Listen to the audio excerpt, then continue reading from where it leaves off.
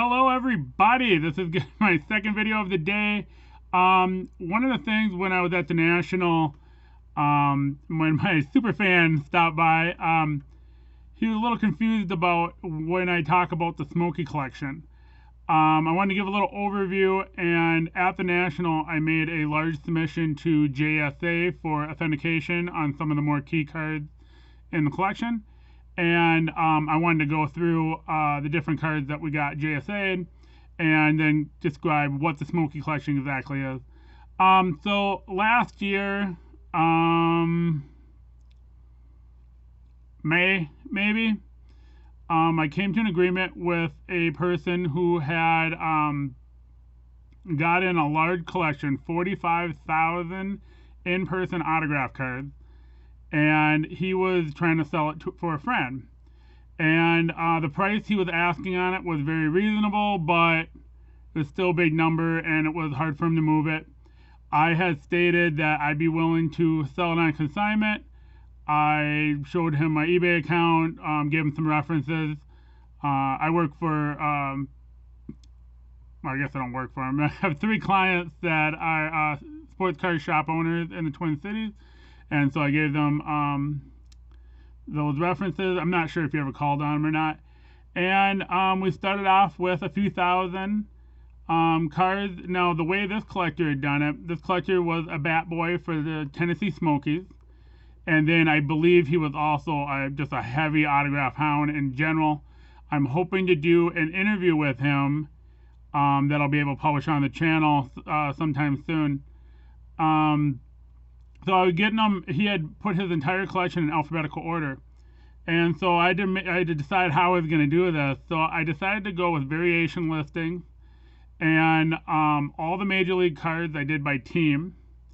And then all the minor league cards I did by set. I couldn't do the minor league cards by set because there's a million different minor league teams. I mean, realistically, there's 250 or more different minor league teams had I done it that way, and it wouldn't have made any sense anyway. So that's the way I did the approach. So I just started working on these variation listings. By the time I was done, there was over 14,000 different cards that I had listed on eBay, and I want to say, and I really should have checked before I did the video, I want to say 170 listings. So I was able to get 14,000 different cards with different photographs, different prices on in under 200 listings for 14,000 different cards. That is the power of the variation listing. I do not advise anyone to ever go to the full 250 card limit. It makes going in there to revise quantity or prices very difficult. It takes a really long time for it to load. I try to tap out around 150. Yeah, 150, but if you got like 180, that's fine. But I really would split it up if you're going to go well over 200. The load times are just really too long. It's very unproductive to make revisions. So that's what Smoke Collection is. So how did it get its name? So I wanted a way to tie all these cards in together. And that these all came from one autograph collector. It's one collection. It's not mixed with anything else. And so I decided, let's call it the Smoky collection. He was a bad boy for the Tennessee Smokies. Let's do that. I may have been the first person to ever brand somebody's collection on eBay. I'm very proud of that, by the way. So that's what I mean. So when I say, oh, we got a Smoky collection sale, it just means it's a card that sold from that one collector, from that one collection that we got on consignment. So now let's get into the fun stuff. The very first card I'm going to show you, I won't show you doubles if I got multiple of one card, but the very first card I have to show you is a mistake. I made an error. There were a number of Roy Halladay cards that I wanted to get authenticated, and so before the National, I was going through what I had and what I wanted to pull for JSA, and so I grabbed a Blue Jay pitcher. I took a Blue Jay pitcher, and I go, okay, here you go, I threw it in there. And I submitted it, and I got it back. I'm going through my JSA order. 100% return. Every single card I submitted was certified. And yeah, this is not Roy Halladay. This is Chris Carpenter, who was a decent pitcher, but not worth the authentication fee at all. So that fortunately, I'd only made one mistake, so that's good. But it's a bit of a doozy right there. And I submitted 2 of them, so that was a lot of fun. Next up, we got Sinsu Chu. I believe this is his traded rookie on Topps. He has a really nice signature. It always has that slant on there. Next up, we got Rafael Devers, his paper Bowman. I'm a big fan of Devers. I've had him on my fantasy team for 2 years now, and this year he's raking. I think he's the number 2 hitter on Yahoo Fantasy Baseball. He went 6 for 6 yesterday. He's a monster hitter, and real happy I got these done. I had a few of those in the collection that I had submitted. I think 5 in total. Then we had another Devers out of his, maybe you can see it better this way. There you go. There you go. Out of Topps Heritage Minors. We got that one done. Again, I'm not going to repeat it, but Devers is a monster. Now, I probably wouldn't have got this one done, except right before the National, he got traded to the Yankees. And I realized he's putting together a Hall of Fame career, and he might be joining the 500 home run club of Edwin Encarnacion. This is his Topps rookie, but only signed with just him on it, not his partner in crime of Hugh Quattlebaum. But we had 2 of those. Next, we had Freddie Freeman, the collector for the Smoky collection. He had really racked the number of guys. Most of them not really good players, and I may never sell all of them. But there was a handful of players where we got them hard, and they turned out to be stars. Sometimes they turned out to be stars, and then now they're not worth much. So he really hit Josh Hamilton really hard, and at one point, just the Josh Hamiltons he had might have been worth $5,000 or $6,000. Probably only worth a few hundred now. But at one point that was a massive collection. But I don't believe he sold many, if any, of his autographs, because everything from the period of time he was collecting just seemed like it was there. And so I don't think he was a seller until the very end. I got a Freddie Freeman USA Baseball auto. This is one of the few where he's going to sign them straight across. I have a couple like that, but not a lot. Most time he would sign up and down, although that might just be on his Bowman rookie. I'm not quite sure what his theory is on cards. Here's another one for TriStar. And what I like about these TriStar cards are they're screaming for an autograph. I mean, the cards aren't worth a ton, but they're just really, really nice cards to get autographed. One of the things about the Smoky collection, because he was a bat boy, and we'll find out more about this once I get an interview, when he was getting the autographs, there weren't a lot of cards out for the players. And so it seemed to me that he was grabbing whatever he could find. And one of the things he could find are minor league stadium issues and some of the more rare minor league cards that were out. And so that ended up being kind of a nice get, because these are hard to find cards in general. So sometimes these are $10, $15 minor league issues.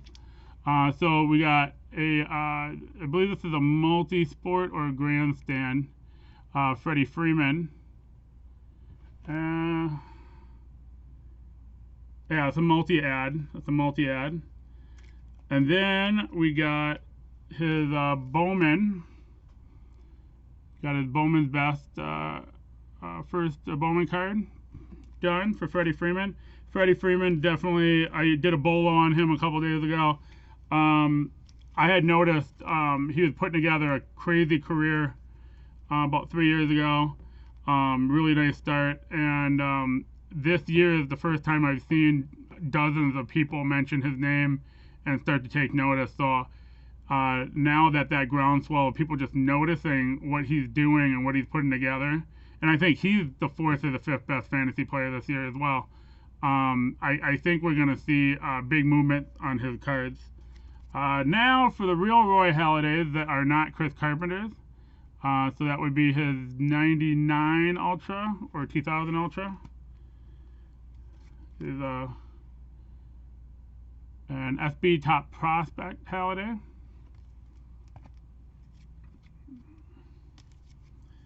Then we got a Best Halladay.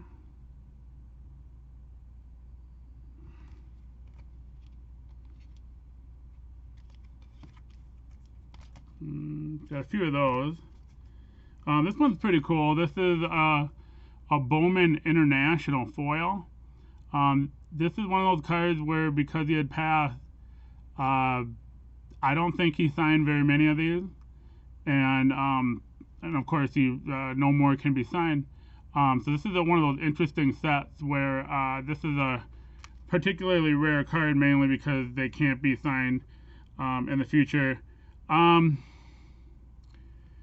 don't know if anyone's doing the in-person set of International, so it's kind of tempered by that. This is Cincher Rookies, so this would not be a pack issued one, but in person. Another SP Top Prospect, gold foil.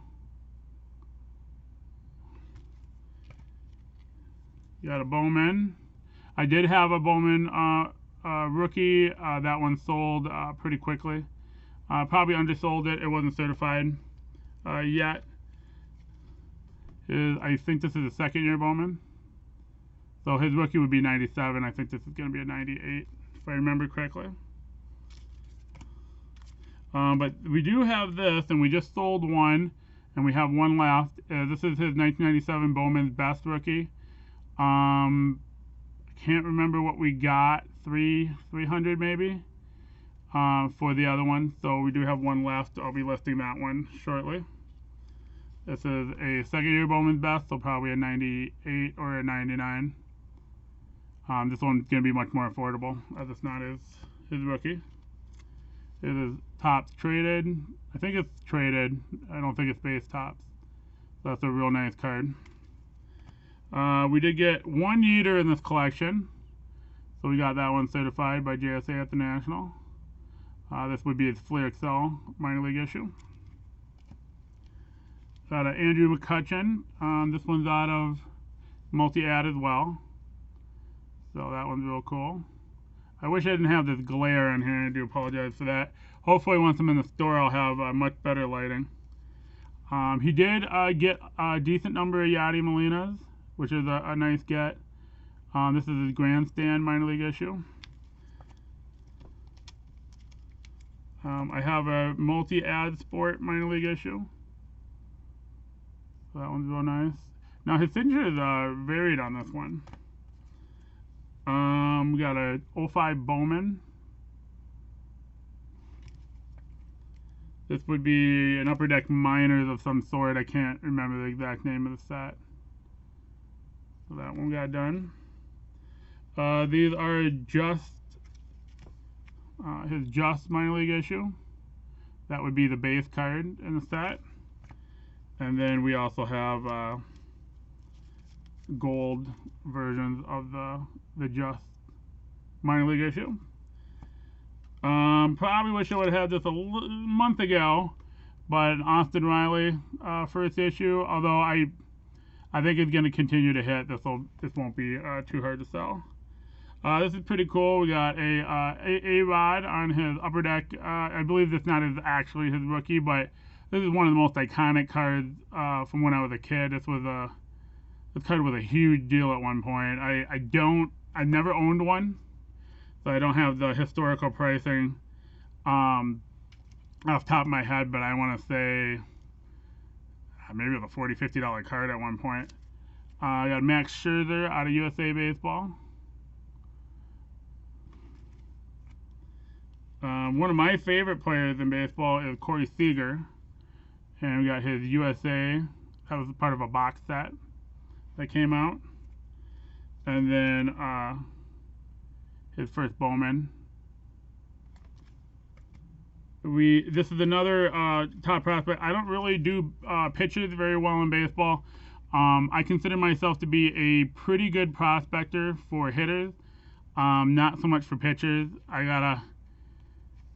I called for every time I called Clayton Kershaw, I also called Tim Alderson. You know, Jamison Talion was another guy I really liked a lot. That didn't quite work out. Zach Wheeler, who I still think he has a chance of becoming a really special pitcher. But yeah, my guesses on pitchers have not historically been all that great. But I'm a big fan of Michael Soroka, so I went ahead and got what I had of his done. This one maybe it wasn't really worth the JSA fee, but the Alfonso Soriano traded. I just thought it was a nice key card. He was a really great player. I think he's very much underrated, and I'm still happy that we got that JSA for our buyers. Now we got Stanton, Giancarlo or Michael at this point. TriStar again. TriStar made another card that was just begging for autographs. I wonder if that was very purposeful by them when they did that. Then we got Base Razor. As we know, Razor, I believe he was an exclusive autographed player for Razor. But this would be his base card that got signed. He does have a number of certified autos out of Razor in that set. Here's another multi-ad. Stanton. This is a pretty rare card, not something that's going to pop up very often. Very nice card to get signed by Stanton. Next up, I really love this card, this Veritek. It's his 92 Stadium Club, but the USA subset. It is his rookie card. I was a big fan of this card. I was kind of going back and forth whether I should get it certified or not, but I'm happy that it did. The other one that I really maybe shouldn't have was his SP Top Prospect. But again, I only had the two Veritek autos, and I wanted to get them both certed. We got a 05 Bowman paper of Verlander. Very nice card. Joey Votto, I believe this is Grandstand minor league issue. Has a nice big signature. We do have a Joey Votto rookie, Bowman rookie. And that would be out of 2005 as well.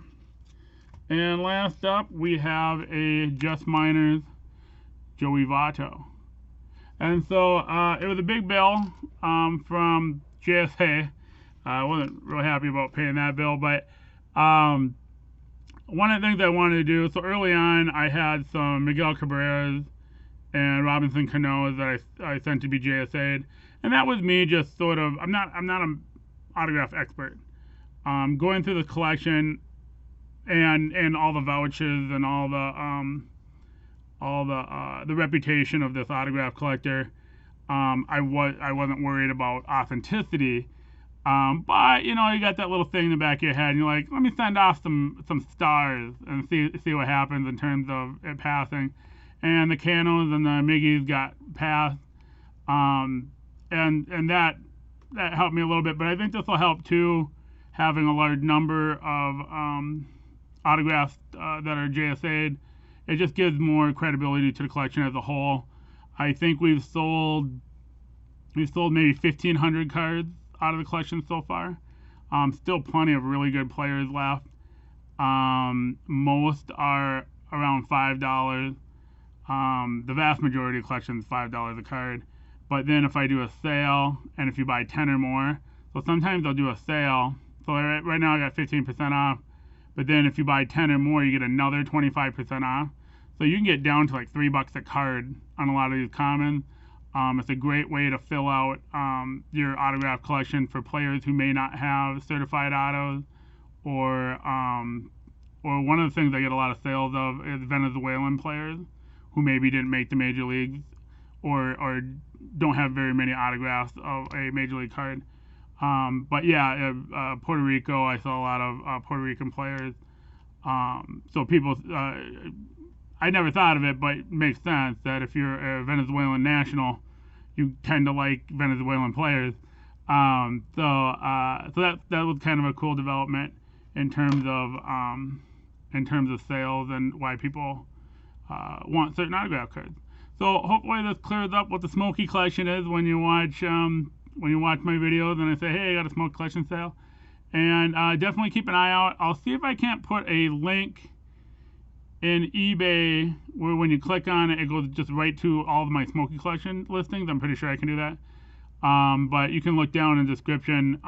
If I can, I will put that there. Thanks for watching again, and have a great day, everybody.